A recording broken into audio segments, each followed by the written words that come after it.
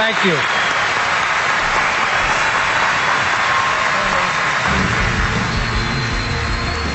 So that's the reception that Caitlyn Jenner got last night when she received the Courage Award at the ESPY Awards. And she got 2 standing ovations, actually. One right when she came to accept the award, and then at the end of the award, which you guys just saw. And it was moving. It was such an important speech. I'm going to read some of it right here. She says, so for the people out there wondering what this is all about, whether it's about courage or controversy or publicity, well, I'll tell you what it's all about. It's about what happens from here. It's not just about one person. It's about thousands of people. It's not just about me. It's about all of us accepting one another. We're all different. That's not a bad thing. That's a good thing.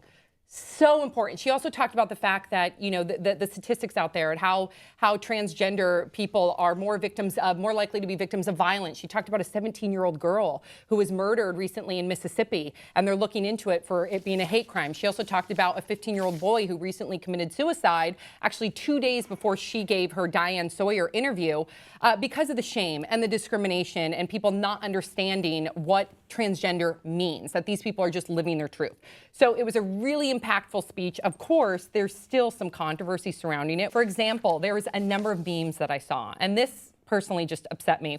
This is one that was Instagrammed out by Peter Berg. He's the director for Friday Night Lights, also now with Ballers on HBO.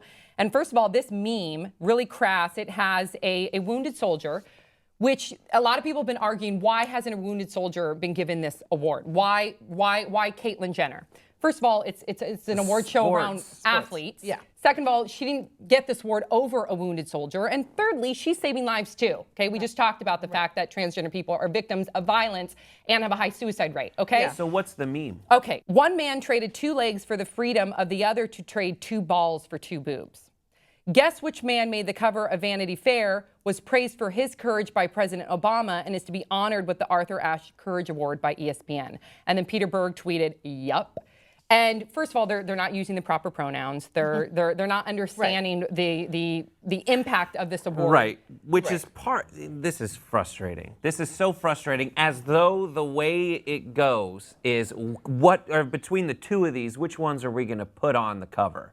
That's not how it works. People still have you still honor soldiers. This is a sports award. This isn't the Congressional Medal of Honor. And it's also as though one act of bravery negates another act of bravery. Like, seriously? Right. Yeah. 2 things can exist in this universe at the same time. I might as and well be labeled say, the same thing. Peter Berg, you ate your breakfast this morning and didn't go shake the hand of a soldier. It's just, yeah. Like, no, that's not the process here. It's just sheer ignorance. And ESPN, actually, this is how they handled the criticism. One of their correspondents, Michelle Beadle, she summed it up this way.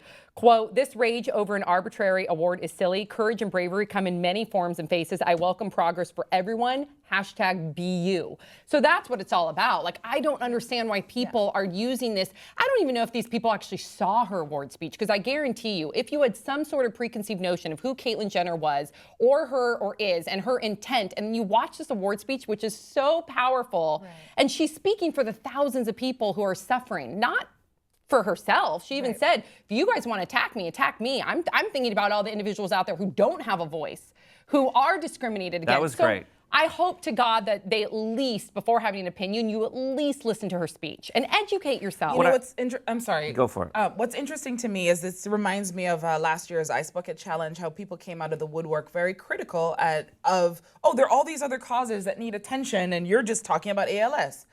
And here's the thing.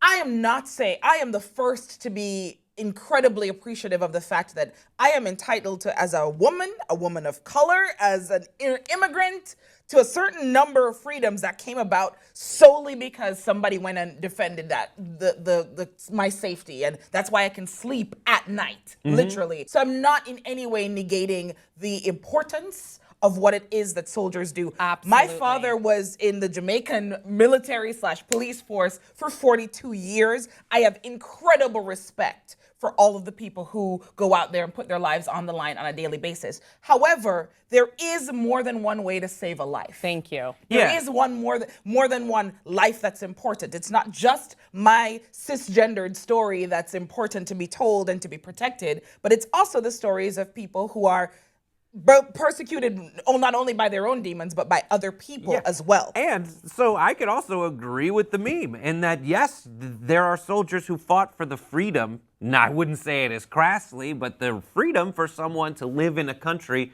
where they can, go through a gender transformation. Like that can happen. And the truth is, like, Bruce Jenner / Caitlyn Jenner, whatever, at whatever part of the process, throughout it all, has probably been would say I'm super grateful for the soldiers who are making these sacrifices. Plus, in Caitlyn Jenner's speech last night, she talked about the fact that now we're moving in the direction where our military will allow transgender soldiers to serve openly, as they should. And we had an incredibly decorated U.S. Navy SEAL on Dr. Drew's show the other night, who is a transgender woman, and she talked about the fact that transgender soldiers are all over. They're not able to serve openly. If you're sacrificing your life for our freedom and for our country, you damn well should be able to serve openly and honestly, and you deserve that respect. Right. That's what's crazy. And Caitlyn's battle is also for those people who are.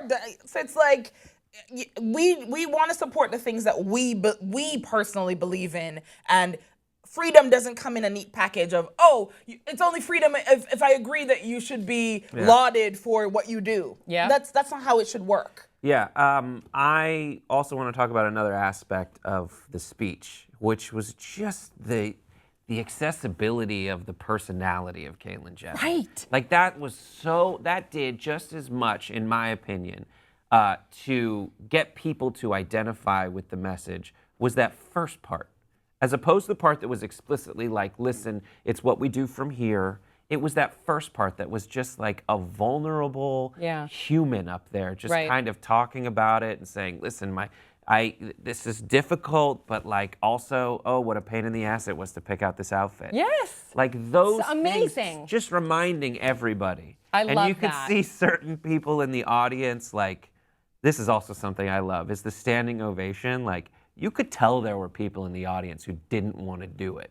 Yeah. Like, however, they still stood up. And whether that's at the part of the process where they're still trying to identify how they feel about it, or if they're against it but don't want to be like publicly, that jerk who sits down, I don't care. Yeah. I'm glad that when you look at that room, everybody who was standing up to show support did so in a way that made it feel like this is all right. I love that. So please share your thoughts in the comment section below. We'll see you next time on Pop Trigger.